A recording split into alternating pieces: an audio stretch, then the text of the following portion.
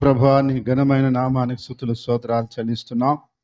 ఇంతవరకు నీ నామాన్ని బట్టి మేము నిన్ను ఆరాధన చేయటానికి, స్తుతించటానికి మీరు ఇచ్చిన ఈ అవకాశం కొరకు నేను స్తుతిస్తున్నాం. ప్రభువా, అయ్యా, నీ వాక్యం ద్వారా మీరు మాతో మాట్లాడి ఆదరణ, హెచ్చరిక, క్షమాభివృద్ధిని కలిగించమని, అయ్యా, నీ దాసులను మరుగుపరిచి నిన్ను మాత్రమే మహింపరచుకోమని యేసుక్రీస్తు నామములో ప్రార్థిస్తున్నాను తండ్రి.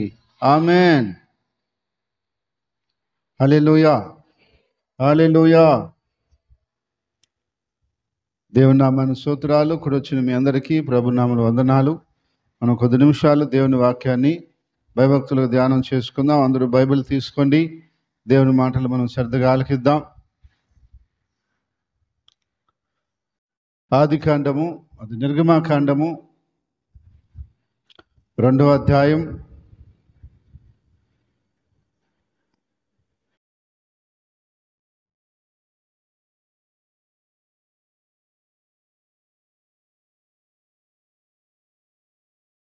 2వ అధ్యాయం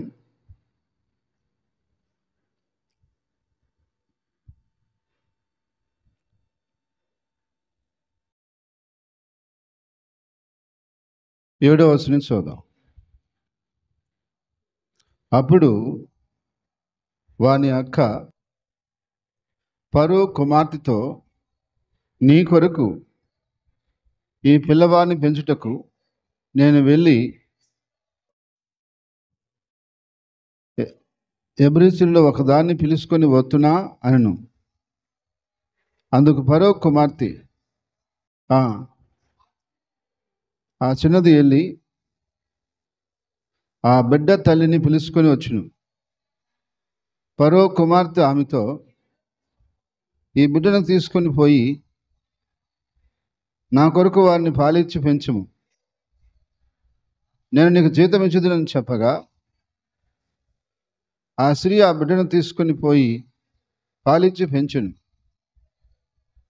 ఆ బిడ్డ పెద్దవాడైన తర్వాత ఆ ఫరో కుమార్తె ఎద్దుకు అతను తీసుకొని వచ్చును. అతడు ఆమెకు కుమారుడు ఆయను. ఆమె నీటిలో నుండి నిన్ను తీస్తున్నానని చెప్పి అతనికి మోషే అని పేరు పెట్టెను. ఆ దినములలో మోషే పెద్దవాడై తన జనుల యొద్దకు పోయి వారి భారమును చాలు. ఇక్కడ మోషే పుట్టినప్పుడు ఆ యొక్క దినాలలో రాజు యొక్క ఆజ్ఞ ఏముందంటే, మగబిడ్డలు పుడితే వారిని చంపివేయాలని ఉంది. అందువలన మోషే పుట్టినటువంటి ఆ సమయంలో వాళ్ళ తల్లిదండ్రులు ఆ బిడ్డను చూసి చాలా సంతోషపడ్డారు. ఒక పక్క సంతోషము, ఒక పక్క దుఃఖము రెండు వచ్చాయి వాళ్ళకి. ఎందుకంటే మగబిడ్డ సహగా ఉన్నాడు, అందంగా ఉన్నాడు, చక్కని బిడ్డగా ఉన్నాడు అని సంతోషిస్తూ ఉండగా, రాజు ఇచ్చిన ఆజ్ఞ మరొక పక్క వాళ్ళని భయపడుతూ వచ్చింది. ఆయనను దానికి భయపడకుండా 3 నెలలు దాచిపెట్టారంట. ఎవరిని? ఆ చిన్న బిడ్డని 3 నెలలు దాచిపెట్టారంట. అది చాలా కష్టమైన పని. ఎందుకంటే ఒకరో వయసు వచ్చిన బిడ్డనే వారు ఇంట్లో ఉండరా అంటే వాడు ఉన్నాడు. చిన్న బిడ్డ ఏడవకుండా ఉండమంటే ఉంటాడా? ఏడుస్తుంటాడు. ఏడిస్తే సైనికులు వచ్చి పట్టుకొని పోతారు. అంత భయంకరమైన పరిస్థితిలో 3 నెలలు కాపాడాడు. 3 నెలలు కాపాడిన తర్వాత ఇంక ఇది లేని పరిస్థితిలో ఆ బిడ్డను తీసుకొని వచ్చి ఒక జమ్ము పెట్టిని తయారు చేసి ఆ నీళ్ళల్లో పెట్టేశారు. అది కూడా ఒక ప్లాన్ ప్రకారంగా చేశారు. ఎలా అనగా, జమ్ము పెట్టిని తయారు చేసి ఒక జమ్ము పెట్టిలో పెట్టి ఫరో కుమార్తె ఎక్కడికైతే స్థానానికి వస్తుందో అక్కడ ఆ బిడ్డను పెట్టి, ఆ బిడ్డకు కాపలా వాళ్ళ అక్కను పెట్టి అంత ఒక ప్లాన్గా అక్కడ పెట్టారు. అయితే ఫరో కుమార్తె అక్కడికి వచ్చిన తర్వాత స్నానం చేస్తూ ఉన్నప్పుడు ఆ బిడ్డ ఏడుపు వినపడి ఆ బిడ్డను తీసి చూశారు. అప్పుడు ఫరో కుమార్తె ఎవరి బిడ్డ, ఏమిటి, ఎట్లా, ఏందని అని మాట్లాడక ముందే మోషే అక్క మిరియాము వచ్చి టక్కమని చెప్పేసింది. ఏమని? అమ్మా, ఈ బిడ్డని నీ కొరకు పెంచడానికి ఏమన్నా హెబ్రీ స్త్రీలో ఒక ఆమెను తెమ్మంటావా అని అడిగింది. టక్కన ఆమె కూడా ఏమనింది? సరే తీసుకొని రాబో అనింది. పోయి ఎవరిని తీసుకొచ్చింది?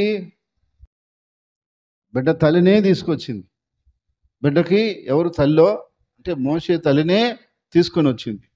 మోషే తల్లినే తీసుకొచ్చిన తర్వాత ఆమె వచ్చి ఫరో కుమార్ దగ్గర నిలబడింది. అమ్మా, పిలిచారంటే వచ్చాను అంటే, ఇదిగో ఈ బిడ్డను తీసుకెళ్ళి పాలిచ్చి పెంచు, నా కొరకి పెద్ద అయితే నాకు ఇచ్చేయి అనింది.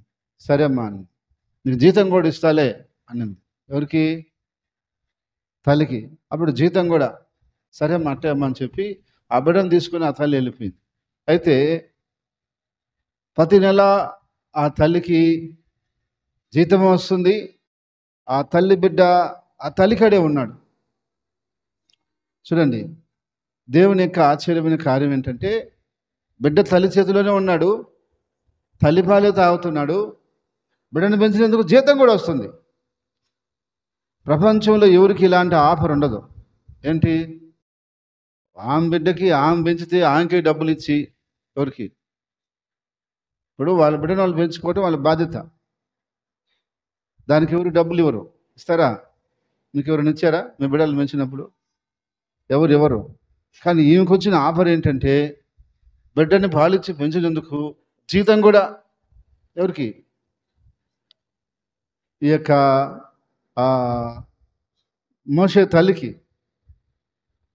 ఈ యొక్క బిడ్డను పెంచుతూ ఆమె ఏం చేసిందంటే, ఇక్కడి నుంచి మీరు బాగా వినాలా. ఈరోజు నేను చాలా ముఖ్యమైన విషయం చెప్పబోతున్నా.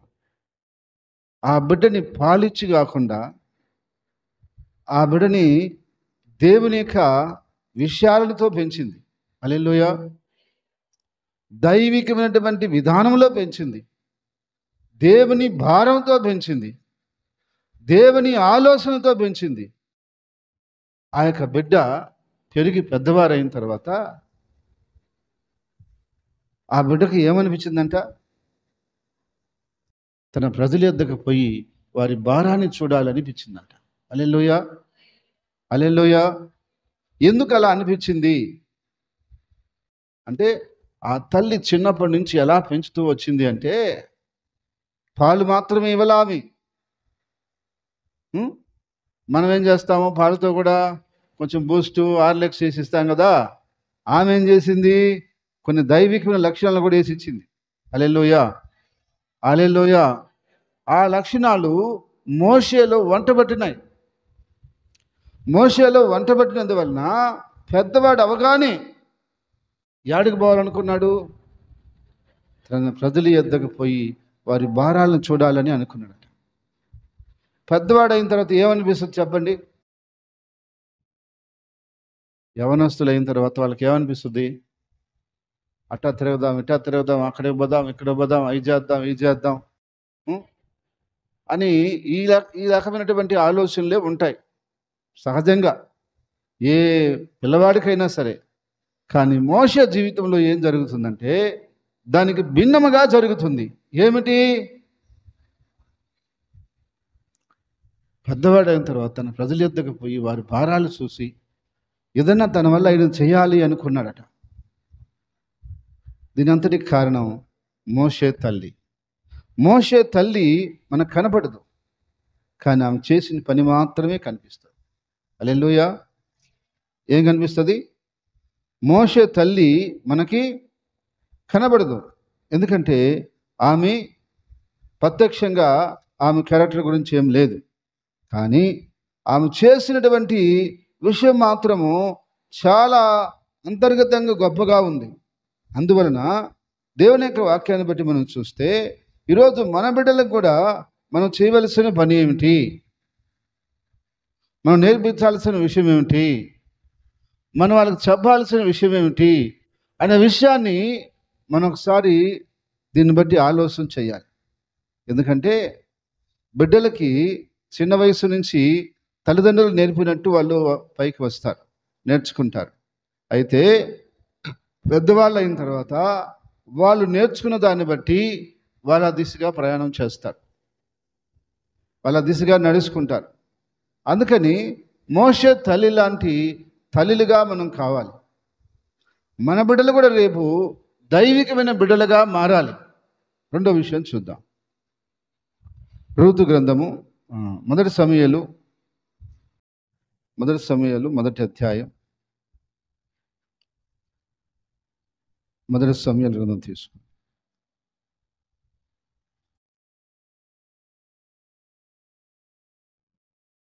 మొదటి అధ్యాయంలో 26వ వచనం.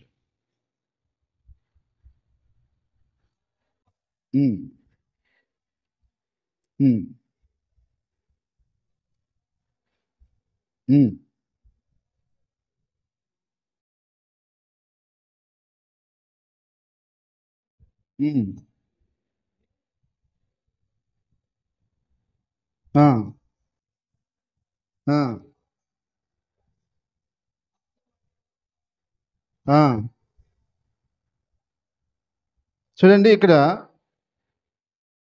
సమూయేలు గురించి అన్న చేసిన పని ఇక్కడ చూపిస్తా ఉన్నాడు. ఏమిటి అదంటే, ఆ బిడ్డ దేవుని మందిరంలోకి పోయిన వెంటనే ఏం జరుగుతుంది? దేవునికి మొక్కాడు. ఎలా అది సాధ్యము? ఇప్పుడు పెద్దవాళ్ళం అంటే మనకు తెలుసు, రాగానే వచ్చి కూర్చొని ప్రార్థన చేసుకోవాలని మనకు తెలుసు. కానీ చిన్న పిల్లవాడికి ఏం తెలుసు? ఒక 3 ఏళ్ళు 4 ఏళ్ళు పిల్లవాడికి ఏం తెలుసు అంటే, వాళ్ళ తల్లి చిన్నప్పుడే ఆ యొక్క చిన్నవాడైనటువంటి తన బిడ్డకి ఏం చేసింది? నేర్పించి దేవుని మందిరంలోకి తీసుకొచ్చింది. దేవుని మందిరంలోకి తీసుకొచ్చి ఆమె మోకరించింది, ఆమె ప్రార్థన చేసుకుంటుంది. వాడు కూడా మోకరించి ప్రార్థన చేసుకుంటున్నాడు. ఎందుకని? ఆ తల్లి చిన్నప్పటి నుంచి ఇంట్లో ఎలా మోకరిస్తుందో, ఎలా ప్రార్థన చేస్తుందో వాడు కూడా అంతా నేర్చుకున్నాడు. మీకు తెలుసా, పిల్లలు తల్లిదండ్రులను బాగా గమనిస్తారు. తల్లిదండ్రులను పిల్లలను ఒకసారి గమనించుకోలేకపోయినా పిల్లలు తల్లిదండ్రులను బాగా గమనిస్తారు. వాళ్ళ మమ్మీ ఏం చేస్తుంది, వాళ్ళ డాడీ ఏం చేస్తున్నాడు, అలాగే చెయ్యాలని వాళ్ళు కూడా చూస్తూ ఉంటారు. కానీ వాళ్ళ మమ్మీ ఏం చేసేది? రోజు ఎక్కువగా ప్రార్థన చేసుకునేది. వాడు కూడా ఏం చేసేవాడు? కూర్చొని వాడు కూడా మమ్మీ పక్కన ప్రార్థన చేసుకుని కూర్చునేవాడు. ఇప్పుడు వాడికి అది ఏమైపోయింది? అలవాటు అయిపోయింది. ఇప్పుడు మనం ఏం చేస్తే మన పిల్లలు కూడా అదే చేస్తారు. ఇప్పుడు మనం ఫోన్ తీసుకొని 24 అవర్స్ ఇది తీసుకుంటా ఉన్నాం అనుకో, వాళ్ళు ఏం చేస్తారు?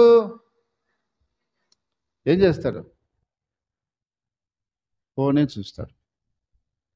నువ్వు పెద్ద అయిన తర్వాత ఒకవేళ ఫోన్ మనకు వద్దని నువ్వు ఆపేసుకున్నావు, వాళ్ళు ఆపరు. ఎందుకని? వాళ్ళకు బాగా అలవాటు అయిపోయింది అది.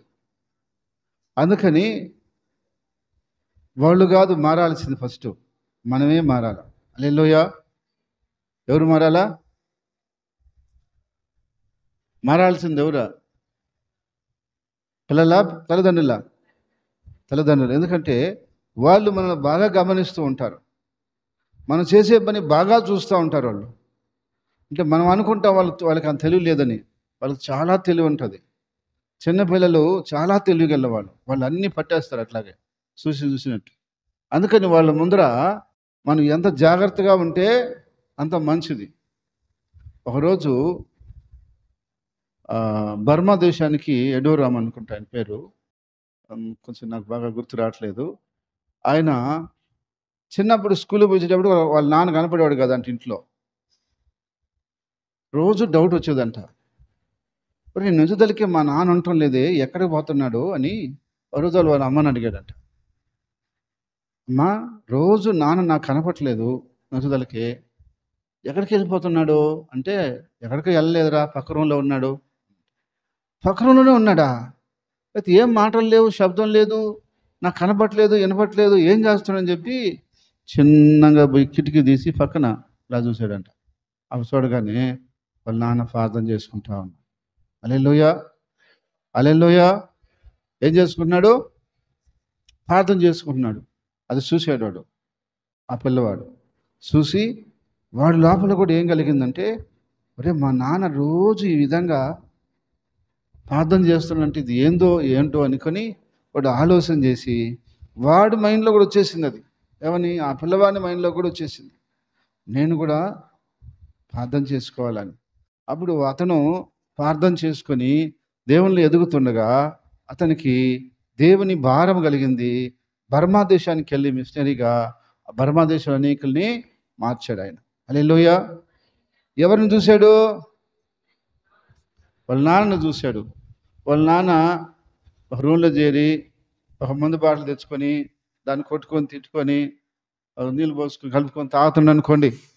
ఏంటి అప్పుడు ఏం చేసి ఉంటాడు? ఏం చేసి ఉంటాడా? మరి మా నాయనకి ఇంత టేస్ట్గా ఉందంటే ఏందో కథ దీంట్లో. ఇప్పుడు ఆయన తాగినాడు కాబట్టి నేను కూడా కొంచెమన్నా తాగాలి అని వాడు ఖచ్చితంగా తాగి ఉంటాడు. ఒకడంట వాళ్ళ నాన్న రే చుట్ట కాల్చుకోరాబని చెప్పాడంట. సరే పొయ్యి కాడికి పోయి చుట్ట కాల్చుకొని 4 డమ్ములు వేసాడంట. కాలిపోయిందంట చుట్ట. వచ్చిన తర్వాత వాళ్ళ నాన్న అడిగాడంట, రే చుట్ట కాల్చుకోరామని నేను తాగమన్నానా అని అంట. నేను తాగలేదా అని అంటాడు. నాకు తెలుసులేరా నువ్వు తాగినావు, ఇదిగో తాగిపోయిందని అంట. నేను తాగలేదా అని అంటాడు. వాడు ఎందుకు తాగాడు? మా నాయన రోజు తాగుతున్నాడంటే ఏదో ఉంది దీంట్లో, నేను 2 డమ్ములు బ్లాగాను అనుకో, దీని కథ ఏం తెలిసిపోద్దని వాడు కూడా తాగాడు. అంటే చూడండి, వాళ్ళ నాన్న తాగలేదనుకో, వాడు కూడా ఏంటి అలవాటు వహదానికి తక్కువ. తాగుతుంటే వీడికి ఏమైనా భయమా? ఇప్పుడైతే భయపడతాడు చిన్నపిల్లడు కాబట్టి. రేపు పెద్ద అయిన తర్వాత వాడు ధైర్యంగా చేస్తాడు ఆ పని. ఎందుకని? తండ్రి అడగలడా? రే ఏం తాగుతున్నావు అని చెప్పగలడా చెప్పు తండ్రి? అప్పుడు వాడు ఏమంటాడు? నువ్వు ఇప్పుడు తాగుతుంది అదే కదా, నేను తప్పేంది అంటాడు. అప్పుడు అందుకని నీ తండ్రి అడగడు. ఎందుకు అడగడు? ఈయనంటే తాగుతున్నాడు కదా. తాగుతున్నప్పుడు వాడంటే అడుగుతాడు. వాడు వాళ్ళు అడిగాడు అనుకో, వాడు అడుగుతాడు మళ్ళా ఏమని? నువ్వు బాగానే తాగుతున్నావు కదా, నేను తాగేదానికి ఏంది నీకు ఇబ్బంది అంటాడు. అందుకని తండ్రి అడగలేడు, వాడేమో తాగుతానే ఉంటాడు. అప్పుడు ఈయన చెడిపోయింది కాకుండా వాడు కూడా చెడిపోతాడు. అందుకని పిల్లల ముందర చాలా జాగ్రత్తగా మనము నడుచుకోవాల్సిన అవసరం ఉంది. అయితే అట్టని తండ్రి చెడిపోయాడు మేము కూడా చెడిపోతామని రూలేం కాదు. అది పట్టుకుంటారు. మా నాన్న చెడిపోయారు కదా, నేను కూడా తాగుతాను ఏమవుతుందని. అదే రూలా? అతను మంచి పని చేసుకుంటే దాన్ని మనం మాదిరిగా తీసుకోవాలండి. చెడ్డ పని మనం మాదిరిగా ఎందుకు తీసుకోవాలా? ఇప్పుడు మన తల్లిదండ్రులే కావచ్చు, వాళ్ళు మంచి పని చేస్తుంటే దాన్ని మనం మాదిరిగా తీసుకోవాలా? చెడ్డ పని దాన్ని మనం మాదిరిగా తీసుకోకూడదు, దాన్ని ఎగ్జాంపుల్గా చెప్పకూడదు మనం.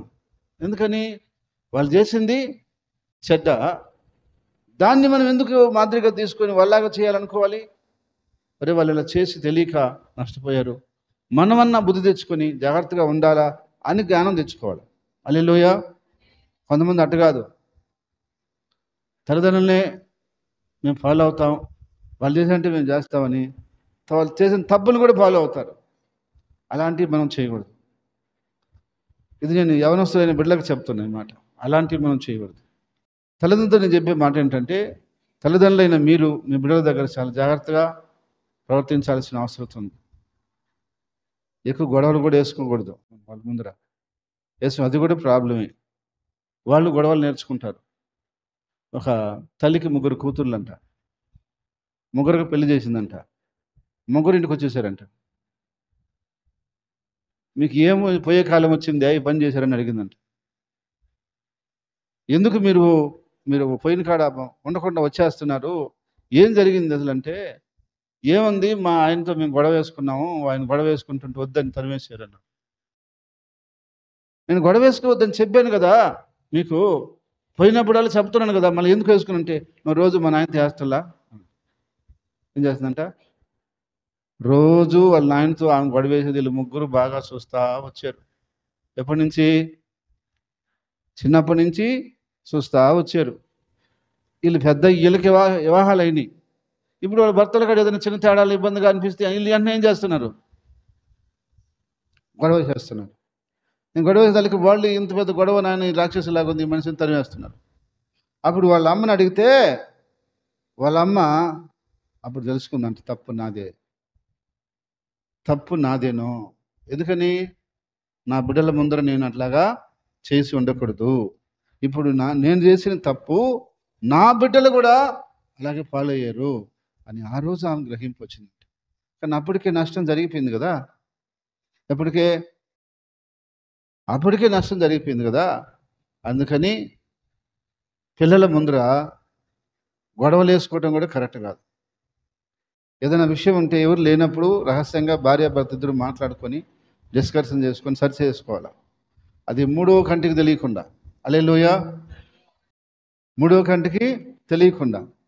అదే కానీ మనం కొట్టుకొని తిట్టుకుంటున్నాం అనుకోండి, వాళ్ళ మైండ్లో అది పడిపోతుంది. ఒకరోజు ఒక తండ్రి చనిపోయాడంట, అందరూ ఏడుస్తున్నారంట, బంధువులందరూ వచ్చి బాధపడుతున్నారంట. ఆయన కొడుకు మాత్రము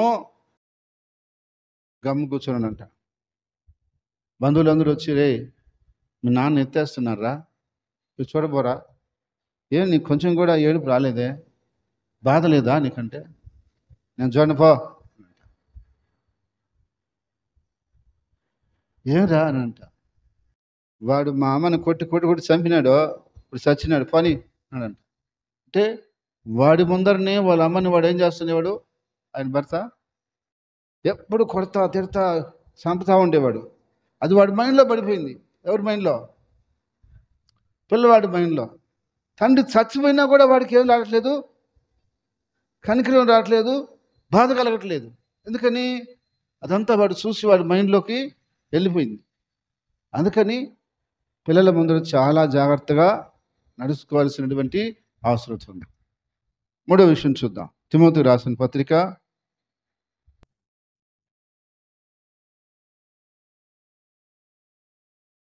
మొదటి అధ్యాయం.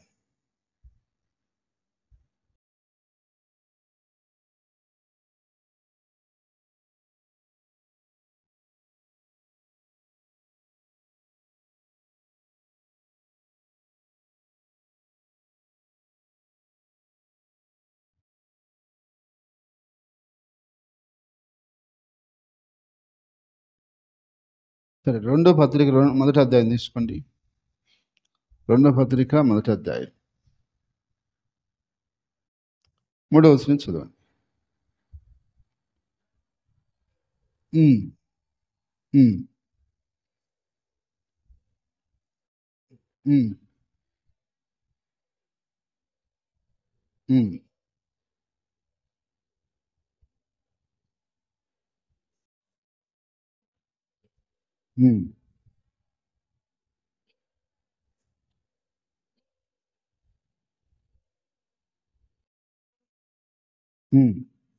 ఆ విశ్వాసము మొదట నీ అవ్వ అయిన లోయలోను నీ తల్లి అయిన యునేకేలోను వహించును.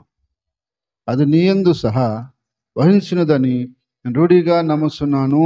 చూడండి, ఇక్కడ తిమోతి గురించి పౌలు మాట్లాడుతూ, ఈ విశ్వాసం మొదట నీ అవ్వైన లోయలోను, తర్వాత ఆమె నుంచి నీ తల్లి అయిన యునేకేలోను, ఆమె నుంచి నీలోను ఆ విశ్వాసం కనిపిస్తుంది అని చెప్పి ఆ యొక్క పత్రికలో ఆయన మాట్లాడతాడు. ఇక్కడ చూడండి, మొదటగా లోయ అనేటువంటి ఒక తల్లి దేవుని నమ్ముకుంది. ఆమె నమ్ముకున్నటువంటి ఆ విశ్వాసాన్ని, భయభక్తులు నడుస్తున్న ఆ విషయాన్ని వాళ్ళ కుమార్తె, ఎవరు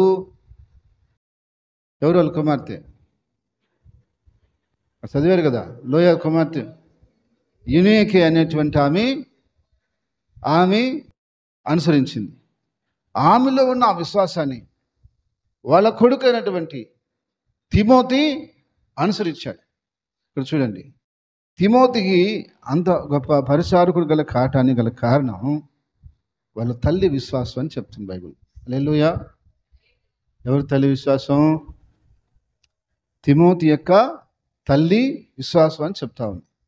కాబట్టి బిడ్డలు మన విశ్వాసాన్ని అనుసరించే విధంగా మనం ఒక మాదిరిగా వాడికి ఉండాలి. హల్లెలూయా, హల్లెలూయా. మనం ఒక మాదిరిగా వారికి ఉండాలి. అలా ఉండకపోతే వాళ్ళు ఏరే దాన్ని అనుసరిస్తారు, ఏరే వాటిని అనుసరిస్తారు. ఈ లోకంలో చెడిపోవడానికి 99 మార్గాలు ఉంటే బాగుపడేదానికి ఒక మార్గమే కనిపిస్తుంది. ఏ ఎక్కువ ఆకర్షిస్తాయంటారు మనిషిని? 99 ఎక్కువ ఆకర్షణ చేస్తాయా? ఒక్కటి ఎక్కువ ఆకర్షణ చేస్తుందా? 99 బాగా ఆకర్షణలోకి లాగుతాయి. కానీ అన్నీ తప్పించుకొని ఇటు వస్తేనే ఆ ఒక్కటి లాగేసుకుంటుంది. అయితే ఈరోజు మనకు ఎక్కువగా కనిపిస్తుంది లోకంలో పాపము, దాని ప్రభావము. ఏం కనిపిస్తుంది? పాపము, దాని ప్రభావం. అది ఎంత ప్రభావం చూపించగలదంటే ఎటువంటి వాడైనా సరే దాని దగ్గరకు పోతే అది ఆకర్షించుకుంటుంది. ఇది పాపము ఆకర్షించుకుంటుంది, అంటే మనం లాగేసుకుంటుంది. అంత అంత సామర్థ్యం ఉంది పాపంలో. అయితే మన యొక్క బిడ్డలు దాని వైపుకి వెళ్ళినప్పుడు వాళ్ళు ఆటోమేటిక్గా ఆకర్షించబడతారు. దాని వైపుకు పోకుండా మన బిడ్డలని విశ్వాస మార్గంలోకి తీసుకువస్తున్నప్పుడు దేవుని వైపుకి ఆకర్షించబడతారు. హల్లెలూయా. అందుకని మనం ఏం చేయాలంటే మన బిడ్డలకి దేవుని యొక్క ధ్యాస, దేవుని యొక్క ఊసు, దేవుని యొక్క మాట, దేవుని యొక్క పద్ధతి, దేవుని యొక్క పాట, దేవుని యొక్క ఆరాధన, దేవుని యొక్క విధానంలోకి వాళ్ళని మనము మలుసుకోవాలి. హల్లెలూయా. మలుసుకోకపోతే రేపు మనం చాలా కష్టాలు పడాల్సి వస్తుంది. అందువలన ప్రియన్న సహోదరి సహోదరులారా, తల్లిదండ్రులారా, మీ అందరితో నేను చెప్పే మాట ఏంటంటే మీరు ఫస్ట్ జాగ్రత్తగా ఉండాలి. హల్లెలూయా. ఎవరు జాగ్రత్తగా ఉండాలి? తల్లిదండ్రులే జాగ్రత్తగా ఉండాలి. తర్వాత బిడ్డలు ఆటోమేటిక్గా జాగ్రత్తగా ఉంటారు, క్రమంలోకి వస్తారు.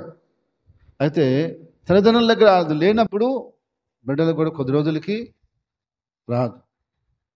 కాబట్టి నువ్వు కుటుంబార్థం చేయి. నీ బిడ్డలు కూర్చోకపోయినా కొద్ది రోజులు కూర్చుంటారు. అసలు నువ్వు కూర్చోవటంలే, నువ్వు ప్రార్థన చేయటంలే, రేపు వాళ్ళు ఎట్లా చేస్తారు? వాళ్ళు చేయరు. నువ్వు ఎప్పుడు ప్రార్థన చేస్తూ కనపడు, వాక్యం చదువుతూ కనపడు, వాళ్ళు ఎందుకు చదవరో చూద్దాం. నువ్వు ఎప్పుడు అలా కనపడలేదు కాబట్టి వాళ్ళు కూడా కనపడలేదు, వాళ్ళు కూడా అలా ఉండలేదు.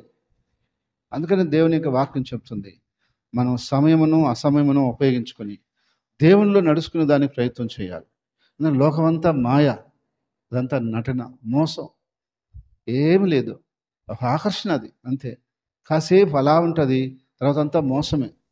కాబట్టి ఆ మోసానికి మనం లొంగిపోయి మనం ఆకర్షణలో ఉండిపోయి మన బిడ్డలను కూడా ఆకర్షణలోకి మనం పోయేటట్టు చేసి రేపు వాళ్ళు బాధపడి మనం బాధపడి అవసరమా?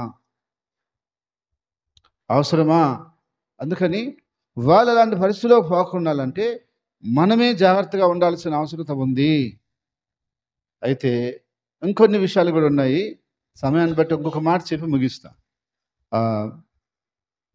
మత్తయి సువార్త 14వ అధ్యాయం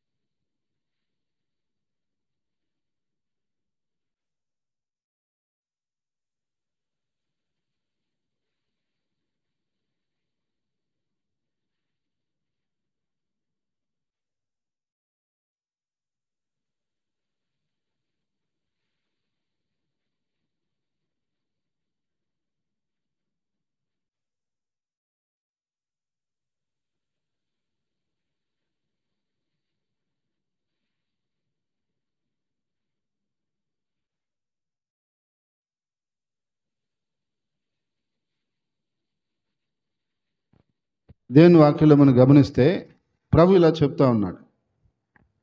హేరోదియ జన్మదినం అంట. ఎప్పుడు? హేరోదు యొక్క జన్మదినం వచ్చింది. ఆ జన్మదినం అప్పుడు ఏం జరిగింది? ఆయన హేరోదియ కుమార్తె నాట్యమాడిందంట. రాజు మైమర్చిపోయి సంతోషించి ఆమెకు ఒక వరం ఇచ్చాడు. ఏమని? అమ్మా, రాజ్యంలో సగమైన అడుగు నేను ఇచ్చేస్తా. నా మూడు చాలా బాగుంది. ఇప్పుడు నిన్ను ఈ సమయంలో ఏమైనా నేను అడిగి తెచ్చేటట్టున్నా, నువ్వు ఏమైనా అడుగుతావు, అడుగు అంటే ఆ చిన్న అమ్మాయికి ఏం అడగాలో తెలియక పోయి తల్లిని అడిగిందంట. అమ్మా, నేను ఏం అడగాల? రాజులా చెప్పాడు అంటే ఆ తల్లి ఏం చెప్పాలండి? ఏం చెప్పాలా? అమ్మా, రాజు ఏమైనా ఇస్తాను కదా, నీకు బాగుపడేదానికి ఏదైనా మంచిది, నీ జీవితానికి ఉపయోగపడేదాన్ని ఏదైనా ఇవ్వని అడుగు. మన జీవితం రేపు బాగుండేటట్టుగా, మనకు మేలు కలిగేటట్టుగా ఏదైనా చేయమని చెప్పి అడుగు అని చెప్పక ఏమడిగిందంట? బాప్తిసమిచ్చి యోహాను తలగొట్టుకో రమ్మని అడిగిందంట. ఎందుకు అడిగింది? ఆమె తప్పు చేసింది. ఆమె తన సోదరుని యొక్క భార్య, హేరోదు సోదరుని యొక్క భార్య హేరోదియ తన భర్తను వదిలి రాజుతో ఉంటుంది. అప్పుడు ప్రవక్త అయినటువంటి యోహాను దాన్ని ఖండించాడు. తప్పు ఇది రాజా, మీరు అది చేయకూడదు అని ఖండించాడు. ఖండించినందుకు ఆమె దాన్ని మనసులో పెట్టుకుంది. ఎవరు? హేరోదియ మనసులో పెట్టుకుంది. దాన్ని ఎట్టకైనా సాధించాలనుకుంది. ఆయన ఏం సాధించలేదు. ఆయన ప్రవక్త, ఆయన జోలికి పోలేదు. అసలు ఆయన్ని అసలు ఏం చేయలేదు ఆమె. సరే, అవకాశం వచ్చినప్పుడు చూద్దామని ఎదురు చూస్తూ ఉంది. ఇప్పుడు అవకాశం వచ్చింది. రాజు అవివేకంగా వరం ఇచ్చాడు. ఏమైనా ఇస్తానండి చెప్తాడండి? అది చెప్తాడు. నా వలన అయినది, ఇతరులకు ఇబ్బంది లేనిది ఇస్తానని చెప్పాలి రాజు. ఏమైనా ఇస్తానని అటు చెప్తాడు. ఎవరు? అలా చెప్తే ఏమని అర్థం? అప్పటికి ఆమె ఏమైనా అడగచ్చు, ఏదైనా అడగచ్చు ఆమె అప్పుడు. కానీ రాజు అవివేకంగా ఏం చేశాడు? నువ్వు ఏది అడిగినా ఇస్తా అంటే, రాజు ఒకవేళ ఏరే అనుకో ఉండొచ్చు, ఏమన్నా బంగారం అడుగుతుందేమో, ఏమన్నా భూములు అడుగుతుందేమో, ఏమన్నా రాజ్యం అడుగుతుందేమో, ఇద్దాంలే అనుకున్నాడేమో. కానీ సాతాను ప్లాన్ ఇంకోటి ఉంది అక్కడ. ఏంటది? బాప్తిసమిచ్చి యోహాను లేకుండా చేయాలా అని సాతాను ప్లాన్ ఇంకోటి ఉంది అక్కడ. ఇప్పుడు హేరోదియ అక్కడికి పోగానే హేరోదియ ఏమడిగింది? యోహాను తలని కొట్టి మళ్ళా అప్పుడు కూడా కక్ష తీరలాంకి దాన్ని పల్లెంలో పెట్టి ఏంటి తీసుకొని వచ్చి అందరం ముందర పెట్టి నాకు ఇవ్వాల. చూడండి, ఏట కోరుకుందాం కోరిక. చంపటమే పెద్ద భయంకరమైన విషయం. మళ్ళీ చంపినటువంటి ఆ మనిషిని తల కొట్టి నరుక్కొని పూర్తిగా దాన్ని పల్లెంలో పెట్టుకొని మళ్ళా అది గిఫ్ట్గా అంకి ఇవ్వాలంట. ఎవరికి? హేరోదియకి ఇవ్వాలంట. నాకు తెలిసి హేరోదియకి ఉంటుంది రేపు నరకంలో, భయంకరంగా ఉంటుంది. అయితే ఆ యొక్క బిడ్డకి తెలియక అడిగింది. తల్లి అలా ప్రేరేపించవచ్చా అని అడుగుతున్నాను నేను. హల్లెలూయా. బిడ్డలు కొన్నిసార్లు తెలియక మనల్ని అడిగారు అనుకోండి, మనం అలా ప్రేరేపించవచ్చా? చెడు విషయాలకి బిడ్డలని ప్రేరేపించవచ్చా? అలా ప్రేరేపిస్తే బిడ్డలు మన మాటకి ఎవరి మాట వింటారు? మన మాటే వింటారు. మనం చెప్పినట్టే వాళ్ళు అడుగుతారు. అయితే ఇప్పుడు చూడండి, తర్వాతది రేపు ఒకవేళ మనం అందరం పరలోకం చేరినప్పుడు హేరోదియ జీవితాన్ని గురించి అక్కడ జరిగే పరిణామాలు చూసినప్పుడు ఉంటుంది, భయంకరంగా ఉంటుంది. ఎందుకంటే ఒక ప్రవక్త, నిజాయితీ కలిగిన ప్రవక్తను కొట్టించి పళ్ళుల్లో పెట్టించి ఆమె ఏంటి తీసుకొచ్చుకుంది. ఎవరు? హేరోదియ. అంటే ఇటువంటి తల్లులు కూడా ఉంటారా? ఉంటారు. అంది ఉంటారు అటువంటి వాళ్ళు, బైబిల్ చెప్తుంది కదా, ఉంటారు. కానీ వాళ్ళల్లో మనం ఉండకూడదు. హల్లెలూయా. లోకంలో అలాంటి తల్లులు కూడా ఉంటారు, కానీ ఆ తల్లుల్లాగా మనం ఉండకూడదు. ఎందుకంటే మనం దైవికమైన బిడ్డలం కాబట్టి అలాంటి తల్లులుగా మనం కాకూడదు. ఎలాంటి తల్లి కావాలంటే, ఒక మోషే తల్లి లాంటి తల్లి కావాలి, ఒక సమూయేలు తల్లి లాంటి తల్లి కావాలి, ఒక తిమోతి తల్లి లాంటి తల్లి కావాలి. కానీ మనము హేరోదియ లాంటి తల్లి కాకూడదు. అలా అయ్యామంటే చాలా భయంకరమైన పరిస్థితి ఉంటుంది.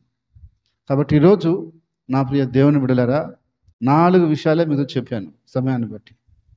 ఈరోజు మన పిల్లలని మనం ఏం అడగటానికి ప్రేరేపిస్తున్నాము, ఏ కోరుకోవడానికి ప్రేరేపిస్తున్నాము, ఏటిని ఏడుకోమని ప్రేరేపిస్తున్నాము, ఎలాంటి విషయాలకి మన పిల్లలని ప్రోత్సహిస్తున్నాము అని మనం ఒకసారి ఆలోచించాలి. మనం మంచి విషయాలకు ప్రోత్సహిస్తే, మంచి కార్యాలకు ప్రోత్సహిస్తే, మంచి పనులకు ప్రోత్సహిస్తే, దైవికమైన సేవలో ప్రోత్సహిస్తే మనకు ఆశీర్వాదం. హల్లెలూయా. లేకపోతే ప్రోత్సహించేందుకు మనకి దెబ్బ ఉంటుంది, ప్రోత్సహించి చేసిన వాళ్ళకు కూడా రేపు దెబ్బ ఉంటుంది. వాళ్ళకి ఇబ్బంది ఉంటుంది, మనకి ఇబ్బంది ఉంటుంది. అందుకని మనం ఏం చేయాలంటే, ఖచ్చితంగా మోషే తల్లి లాంటి తల్లులు మనం కావాలి, సమూయేలు తల్లి లాంటి తల్లులు మనం కావాలి, తిమోతి యొక్క తల్లి లాంటి తల్లిదండ్రులు మనం కావాలి, హేరోదియ లాంటి వారు మనం కాకూడదు. హల్లెలూయా. ఎందుకని? అది చాలా భయంకరమైన విషయం. ఒకవేళ తెలియక పిల్లలు అలా అడిగినా అది తప్పు అని మనం ఖండించాలి. ఏం చేయాలి? తప్పు, వద్దు అని మనం చెప్పాలా. ఎందుకంటే మనం ఖండించకపోతే వాళ్ళు రైట్ అనుకుంటారు.